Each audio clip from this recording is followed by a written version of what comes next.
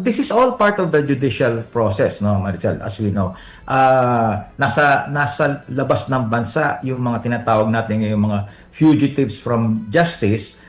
Kaya this is part of the natural process to bring them back home and face the charges against them. No? So yung pagkansela ng kanilang passport ay parte ng kapangyarihan ng Estado at part of the judicial process para masiguradong makauwi sila to face the charges back in the country. Sir, how do we plan to bring them home?